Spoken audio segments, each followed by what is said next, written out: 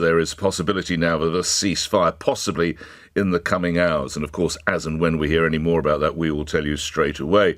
Don't touch that dial. Senior US officials say they expect a ceasefire deal to be implemented along the Israel-Lebanon border. They were speaking with reporters late night in what's called a last-minute telephone briefing.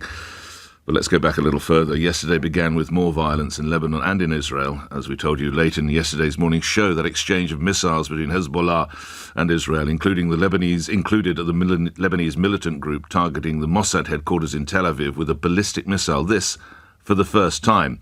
The rocket was intercepted. No one was harmed. Here's the sound of the air raid sirens in the Israeli capital yesterday as the missile approached.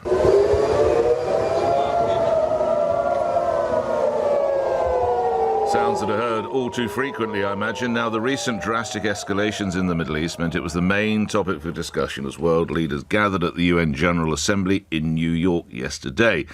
And it prompted this dire warning from the United Nations Secretary-General Antonio Guterres as he addressed the Security Council.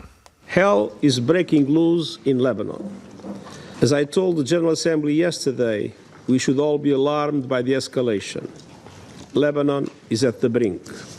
Of course, the blue line has seen tensions for years. But since October, exchange of fire have expanded in scope, depth and intensity. Monday was the bloodiest day in Lebanon in a generation. Just to briefly remind you, the blue line is the term given to the border between Lebanon and Israel and the disputed Golan Heights. And on that subject, Israel's ambassador to the United Kingdom, Zippy Hodavelli, is with us in the next hour. But back to events in the United States. President Joe Biden also spoke about the Middle East in an interview with The View on ABC News yesterday. He struck a more optimistic tone about his hopes of preventing a wider regional conflict from breaking out. An all-out war is possible, but I think there's also the opportunity, or still in play, to have a settlement that could fundamentally change the whole region. Look, one of the things that I found is the Arab world very much wants to have a settlement because they know what it does for them. They're willing to make arrangements with Israel and alliances with Israel if Israel changes some policies. And overnight, a bloc of 12 allies, including the US, the UK and the EU, issued a joint statement calling for an immediate 21-day ceasefire in Lebanon, with the US and France said to be leading the way on negotiations. Late last night, this is what British Foreign Secretary David Lammy had to say, speaking at the UN Security Council. As we face the abyss, this council has a duty to speak with one voice, and we must say that the rockets must stop now. The airstrikes must stop now. Talks must start now. Let's get to Tim Ripley, who's a military analyst and editor of Defence Eye, a defence news website.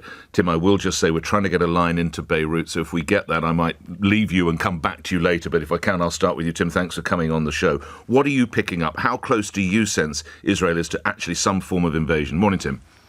Well, yesterday they were sending out pretty strong signals. Their top general was on the border trying to motivate his troops, telling them they were going to cross into enemy territory very soon.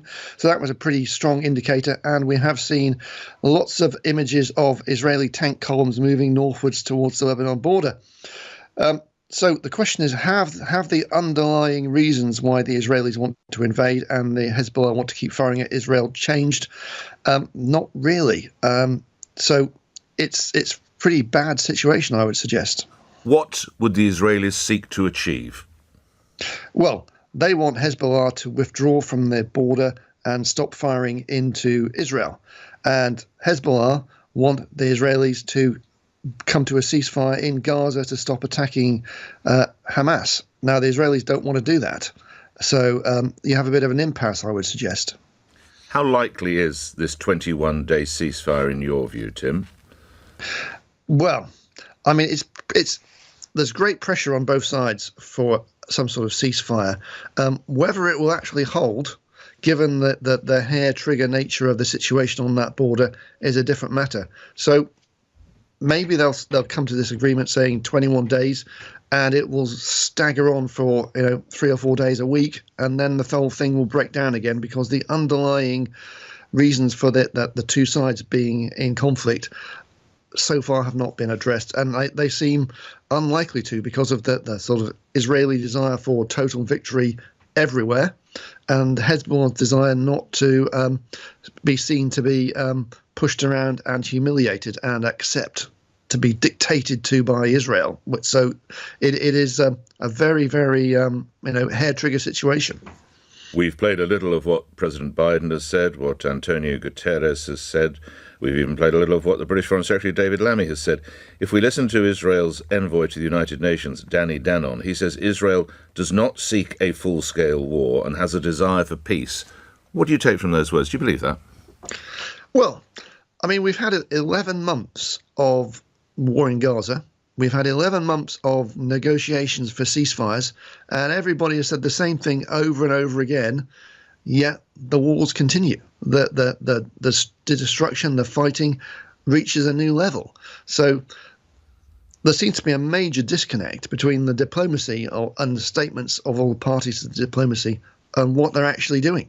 They seem to be directing these statements to foreign audiences to keep them happy, and at the same time they turn around and continue with their wars. You've mentioned Gaza, noting the caution in your voice about the possibility of a ceasefire here on this side. If there was a ceasefire between Israel and Hezbollah, what might it mean for the Gaza conflict?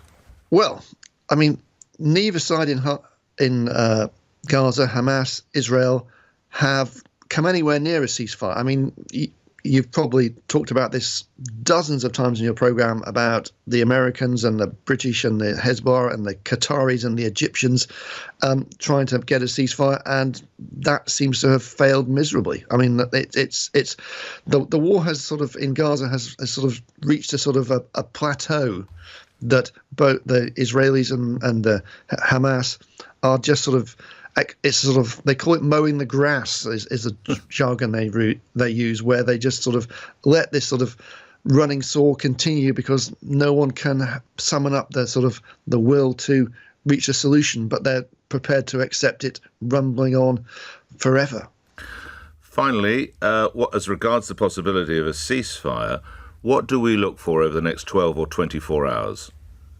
Well, first of all, you've got to have high-level Israeli leaders say they agree to the terms. And so many times we've had before, particularly in Gaza, you've had these ceasefire talks between the West and the Israeli government, and then Israeli ministers, the hardliners, scupper it and say it's not enough, and it's a surrender. And also from Hezbollah, you've got to say, they've got to come out and say we're going to agree to the terms as well, and not link it to Gaza. So they've got to break their linkage to Gaza. And on the Israeli side, the hardliners have got to say they're willing to give diplomacy a chance, which up to now they haven't. Tim Ripley is a military analyst and editor of Defence Eye, Defence News website. Thank you for your time. 7:14. And now over to you. Many of you have rightly said over the last 11 months or so, where's the United Nations? What the hell are they up to? Well, you can't have much stronger language than we heard from Antonio Guterres yesterday. That's going about as far. I think, in fairness to all the people doing their best, these countries trying to push for this idea of a ceasefire, including Britain's David Lammy, and I read also that France is sort of in the box seat here as well. They're doing all they can. This is probably as close as you can get.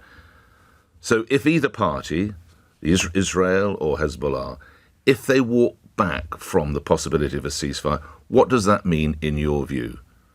We are now on the brink, it would seem, of some form of Israeli invasion. I remind you, by the way, it would be fascinating to put some of these points to Israeli Ambassador Tzipi Hotovely when she comes into us in the next hour. But we're not playing a blame game. But who needs now to take on an adult, responsible position to try and bring around a ceasefire?